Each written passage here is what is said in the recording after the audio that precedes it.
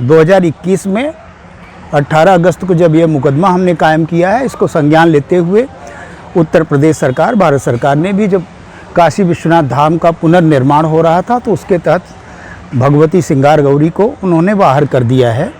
परंतु ये कमीशन का जो आग्रह मेरा था, एडवोकेट कमीशन का माननीय न्यायालय से, ये पूर्व का था और इस मुकदमे में हमने मांगा है कि जितने भी दृश्य अदृश्य देवी देवता श्री काशी विश्वनाथ के आदि विश्वेश्वर के ज्ञानवापी परिसर में अवस्थित हैं, वो चाहे तहखाने में है या फिर जो कथित ज्ञानवापी मस्जिद के सेंट्रल डोम है उसके मध्य भाग के नीचे अवस्थित हैं, उनको भी स्तवन पूजन की जैसे हमारी परंपरा रही उसको हमें पुनः लौटाया जाए। देखिए, अभी तो केस शुरू ही नहीं हुआ है, न जवाबदेही दाखिल हुई है न कुछ दाखिल हुआ, खाली उधर से प्लेंट दाखिल हुआ। प्लेंट पे उन्होंने कमीशन मांग कर ली, जबकि कमीशन की मांग तो बाद में करना चाहिए, लेकिन उन्होंने पहले ही कमीशन की मांग कर लिया। अदालत ने कमीशन की मांग को स्वीकार कर लिया। सवाल ये है कि श्रृंगार गौरी ज्ञानवापी मस्जिद और बैरिकेटिंग के बाहर है, बिल्कुल बाहर है, बैरिकेटिंग के अंदर नहीं, बैरिकेटिंग के बाहर है। तो भाई अगर उन्हें सर्वे करना भी है तो श्रृंगार गौरी के सर्वे करें, हमें उससे कोई आपत्ति नहीं, उसका प्रशासन से लेना देना। हमारा कहना सिर्फ इतना है कि हम बैरिकेटिंग के अंदर, मस्जिद के अंदर किसी भी गैर मुस्लिम को आने नहीं देंगे। और इस्लाम के अनुसार जो विवादित स्थान है उसके वहाँ पे अल्लाह किसी प्रकार की इबादत कबूल नहीं करता है। इन्हीं आग्रहों को हमने ध्यान रखा और इस विषय पर कई मुकदमे सन 1937 में एक मुकदमा चला था, Deen Mohammad versus secretary of India, और उन्होंने कई लोगों को 10 लोगों को पार्टी बनाया था और उस मामले में 15 गवाह गुजरे। और जब साक्ष्य प्रस्तुत करने की नौबत माननीय वाराणसी अदालत में आई, बनारस की अदालत में, तो उन्होंने इस विषय पर कुछ भी नहीं दिया, कोई साक्ष्य नहीं दिया, कोई आधार नहीं बताया। उसके बाद वो इसी आधार पे वो निरस्त कर दिया माननीय न्यायालय ने, वाराणसी अदालत, बनारस अदालत ने।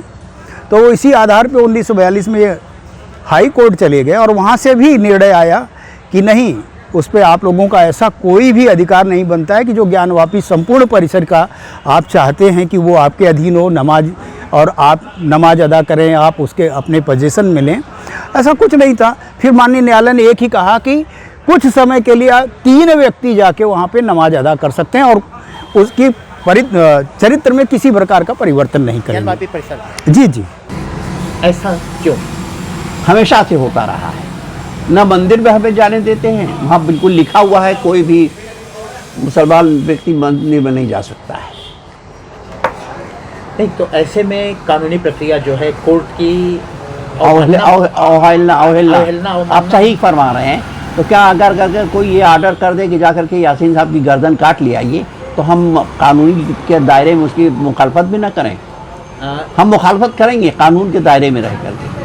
नहीं सर, अगर तमाम मस्जिदों में हिंदू लोग जाते हैं, ऐसा नहीं है, तो यहाँ पे इस तरह की बात आ रही है? नहीं, ये यहाँ की प्रक्रिया बिल्कुल अलग है। यहाँ पे पहले कई बार ऐसा वाकया हो चुका है कि जिसकी वजह से झगड़े की नौबत आ गई, इसलिए ये रोक लगा गई। इसीलिए यहाँ औरतें भी नहीं जाने पाती हैं, मुस्लिम औरतें भी नहीं जाने पाती हैं। नहीं सर, अगर एक अहम सी बात है, कोर्ट ने ऑर्डर किया है, माननीय कोर्ट का जजमेंट है, उस पर अगर इस तरह नहीं ऐसा है, यहाँ की सुरक्षा व्यवस्था ही बिल्कुल अलग है, हर जगह से बिल्कुल अलग है। तो यहाँ तो कानून एक तो अदालती कानून, एक जो सुप्रीम कोर्ट ने, माननीय सुप्रीम कोर्ट में इन लोगों ने जो सुरक्षा व्यवस्था के बारे में दाखिल किया था हलफनामा, उसके तहत न चलेगा कि इनके अपने तौर पे चलेगा। ये मुकदमा वाद संख्या 693/2021 वो चल रहा है अभी। इस विषय पर हमने जो सभी विपक्षी हाजिर हो गए हैं और इसमें हमने उसी के समय एक मांग की थी कि हमें वहाँ पे एडवोकेट कमीशन के माध्यम से वस्तु स्थिति की हमें जानकारी दी जाए माननीय न्यायालय को, इस आधार पे हमें न्याय का मार्ग प्रशस्त हो जिससे। और ये जाके इसी विषय को लेके जाके विपक्षी अंजुमन इंतजामिया के लोग हाई कोर्ट चले गए। हाई कोर्ट ने इनका जो भी विषय था उसको रिजेक्ट किया और इस मामले पे इनको मुंह की खानी पड़ी। वहाँ पे इन्होंने माननीय उच्च न्यायालय से कहा था कि ये तो साक्ष्य संकलन का विषय बनता है। माननीय न्यायालय ने कहा ये तो मौलिक अधिकार का विषय है कि जो याचिका करता है वो अपने किसी भी मुकदमे में उन विषयों को, उन बिंदुओं को संकलित कर सकता है, अतः आपको कोई आपत्ति नहीं होनी। उसके ही सुनवाई के तहत कोर्ट ने ये ऑर्डर किया है। ऐसा है, हमारी तो पूरी बात ही नहीं सुनी गई, कोई नहीं सुन रहा है। मैं तो आया हूँ, आप नहीं, आप सुन रहे हैं तो आप ही को तो मैं बता रहा हूँ। सवाल ये है कि राकेश सिंह ने पिटीशन दाखिल किया, अभी पिटीशन पे जवाबदेही तो दाखिल होनी चाहिए थी, जवाबदेही हमारी दाखिल नहीं होने पाई और हम अभी उस पर कोई बहस भी नहीं हुई। उसकी कमीशन मांग ली गई, अगर कमीशन की इसी तरह इजाज़त दे दी जाएगी तो 8 मुकदमे और भी हैं, तो इसका मतलब पूरा शहर हमारा इसी में बीत जाएगा। दिन रात आप लोग दौड़ते रहेंगे इधर उधर सबके पीछे कि लाइए आपकी बाइट ले लें, आपकी बाइट ले लें। जी, यहाँ पे सिविल जज सीनियर डिवीज़न की कोर्ट में ये मुकदमा चल रहा है और रवि कुमार दिवाकर जी इसके हमारे माननीय जज जी हैं और उन्होंने ही इस मामले पे हमारी आग्रहों को जो हमने याचिका में दाखिल की थी, उन्होंने उसी के आलोक में एडवोकेट कमीशन का आदेश दिया है और इसमें इसके पूर्व 2 और भी एडवोकेट कमिश्नर नियुक्त किए थे, परंतु वो किन दुराग्रहों से, किन कारणों से, अदृश्य शक्तियों के प्रभाव से वो ज्ञानवापी परिसर में कमीशन की रिपोर्ट के लिए परीक्षण करने नहीं आए, आख्या प्रस्तुत माननीय न्यायालय के समक्ष नहीं किए। तो अभी अजय कुमार मिश्र जी नियुक्त हुए हैं, उनके माध्यम से ये कार्रवाई 6 मई को होनी है 3 बजे के बाद पश्चात। 6 और 7 और इसकी जो तिथि है अगली सुनवाई की वह 10 मई है, उसके अंदर यह रिपोर्ट आख्या माननीय न्यायालय के समक्ष हमारे एडवोकेट कमीशन के द्वारा प्रस्तुत की जानी है। नहीं, अलग नहीं, माफ़ कीजिएगा, एक ही चीज़ है, एक ही चीज़ है।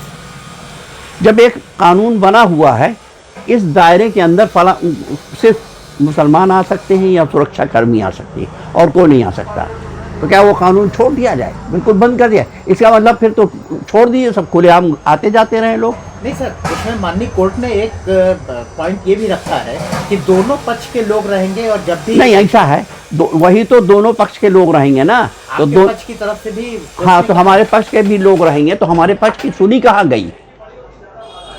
जो कोर्ट कमीशन ने उन्होंने जो कोर्ट कमीशन का नाम दिया उनको बांध लिया। बाकायदा एक लिस्ट जाती है कि इस लिस्ट में कौन कौन से वकील रहेंगे कमीशन में, तब चयन होता है। विपक्षी के द्वारा कमीशन की मांगी गई कि तो कमीशन रखा जाए, वो दिया जाए, उसको मान लिया गया। नहीं तो जैसे आपकी तरफ से देखिए, पूरी प्रक्रिया नहीं अपनाई गई, पूरी प्रक्रिया नहीं अपनाई गई इसमें। लेकिन आगे क्या करेंगे सर आप लोग? अगर नहीं, अब आगे कुछ नहीं करेंगे, हम तो कहे कानूनी के दायरे में रहते हुए हम इसकी मुखालफत करेंगे, उसका विरोध करेंगे। न्यायालय के अनुसार प्रत्येक जो वादिनी 5 महिलाएं हैं और प्रतिवादी भी 5 हैं, तो उनके साथ एक अधिवक्ता और उनका एक सहायक सभी जाएंगे और ये वीडियोग्राफी के साथ साथ उसमें कहा गया है, उसमें हमने न्यायालय से निवेदन किया था कि उसमें वहाँ सुरक्षा भी व्यवस्था की जाए, तो उसी के आधार पर देखते हुए प्रशासन को भी निर्देशित किया गया माननीय न्यायालय द्वारा कि वहाँ पे उसकी सुरक्षा की व्यवस्था सुनिश्चित करते हुए ये एडवोकेट कमीशन की रिपोर्ट को सुनिश्चित किया जाए, उसको प्रस्तुत होने के अवसर प्रदान किए जाए। सुरक्षा के नाम पर किसकी सुरक्षा के हिफाजत के इंतजाम रहे और दोनों पक्ष के लोग रहे साथ में? ऐसा है, किसकी सुरक्षा के इंतजाम रहे? मस्जिद की थोड़ी, ये नहीं कहा है मस्जिद की हिफाजत के इंतजाम रहे, कहा जो लोग जा रहे हैं कमीशन में उनकी सुरक्षा के इंतजाम रहे, कहा उन्हें किसी के साथ कोई मारपीट करने जा रहा है। हम तो ये कह रहे हैं हम कानून के दायरे में रहते हुए अंदर नहीं आने देंगे, बस।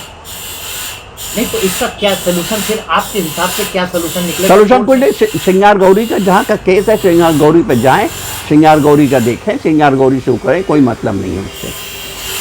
नहीं तो अगर जाएगी, टीम जाएगी, वीडियोग्राफी करेगी, फोटोग्राफी करेगी, ऐसा है, प्रशासन मंजूरी देती है तो वीडियोग्राफी करें, हमें कोई मतलब नहीं, लेकिन मस्जिद के अंदर नहीं, बैरिकेटिंग के अंदर नहीं, मस्जिद के अंदर नहीं।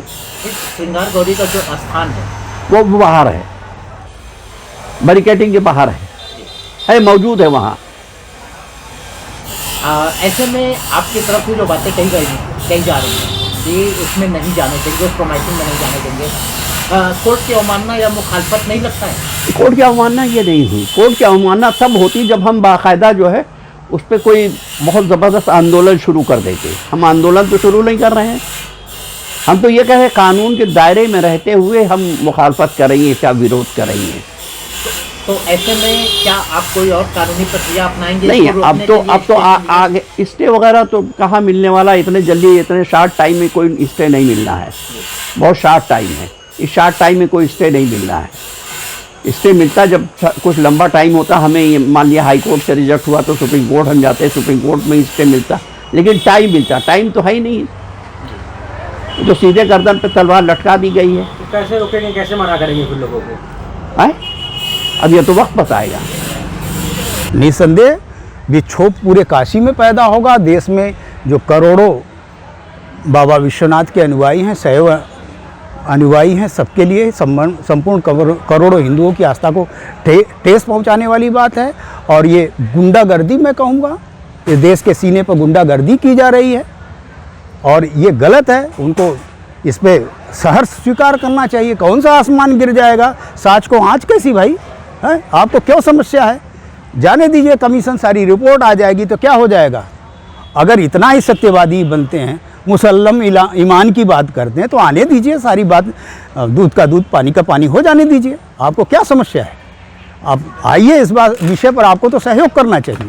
सर, उनसे बात करने पे उनसे हमारी तरफ से जी ये पूछा गया कि इस तरह की बात करके कहीं ना कहीं विरोधाभास आप पैदा कर रहे हैं और आपको किसी से बात करनी चाहिए, आपको स्टे के लिए स्टे भी मिलता है चीज़ों को लेके, तो आपको करना चाहिए। कहे कि एकदम हमारे गर्दन पे तलवार लटका दी गई, एकदम समय नहीं है, ऐसा कह के वो ये बात कर रहे हैं।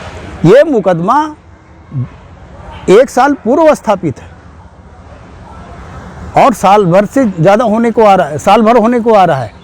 ऐसी स्थिति में ये कहेंगे कि कोई अवसर नहीं दिया गया, तलवार गर्दन पे लटका दी गई। ये जगह जगह समय समय पर इन्होंने लटकाने, भटकाने, अटकाने का कार्य किया है। हर जगह पे अवरोध उत्पन्न किया। हाई कोर्ट गए, वहाँ पे भी मुँह की खाएं। अब क्या, कहाँ जाना चाहते हैं? उनको निचली अदालत के निर्णय पर भरोसा नहीं था, हाई कोर्ट चले गए। फिर भी अब वो अगर इस ढंग से सोचते हैं तो ये उनका दुराग्रह है और ये दुरभिसंधि लगती है। त्वरित कार्रवाई भी करती है। ऐसे में नहीं, ऐसा है, जब तक हम यहाँ से ऑर्डर निकलवाएंगे, ऑर्डर निकलवाने के बाद जाएंगे वहाँ जा कर के अप्लाई करेंगे, तब फिर टाइम लगता है। ऐसा नहीं कि फौरी कोई अपॉइंटमेंट मिल जाता है, फौरी उसकी पिटीशन दायर हो जाता है, ऐसा नहीं होता है। उसमें कम से कम 10-15 दिन का टाइम लगता है। ऐसे में जिला प्रशासन के वरिष्ठ अधिकारी भी रहेंगे, कोर्ट भी रहेंगे। ऐसा है। क्या आप उनसे मिलकर बात करेंगे? हम तो सबसे बात करने को तैयार हैं। आपसे बात करने को तैयार है तो उनसे बात करने क्यों नहीं तैयार है? हम सबसे बात करने तैयार हैं और सबसे बात करेंगे। तो जिस दिन ये प्रक्रिया अपनाई जाने की तिथि तय की गई है, उस दिन आप वहाँ रहेंगे? सब लोग वहाँ रहेंगे, आप लोग रहेंगे? पूरी इंतजामिया रहेगी। जी। उस प्रोमाइसिंग में जहाँ उनको जाना है, उस प्रोमाइसिंग के बाहर आप लोग रहेंगे? बाहर नहीं रहेंगे, हम अपनी प्रेमिसेस में रहेंगे। ऐसे में अगर जिला प्रशासन के उच्चाधिकारी या जो भी जिम्मेदार लोग हैं वो आपसे मिल के उस जगह पे बात करना चाहेंगे तो आप बात करेंगे? हम हर एक से बात करने को तैयार हैं। बराबर बात भी हो रही है, ऐसा नहीं है कि बात नहीं हो रही है, बात भी हो रही है।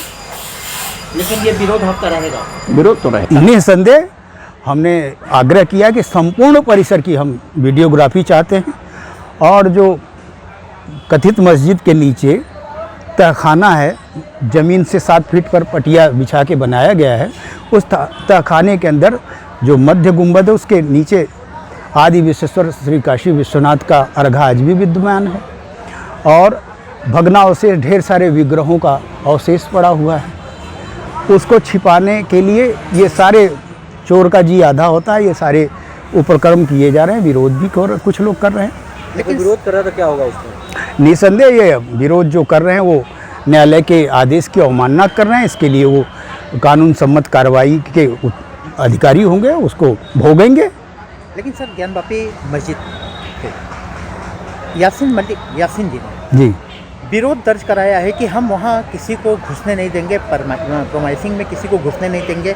वो उनका कहना है, उनका आरोप है कि श्रृंगार गौरी का विग्रह बाहर है, बैरिकेटिंग के बाहर है, वहाँ वो कर सकते हैं, मस्जिद परिसर में हम किसी को नहीं घुसने देंगे। परंतु इस मुकदमे में 693/2021 के मुकदमे में हमने माननीय न्यायालय से संपूर्ण परिसर की बात की है। उसके संपूर्ण परिसर में इसके एडवोकेट कमीशन की रिपोर्ट की आख्या मैंने निवेदन की है।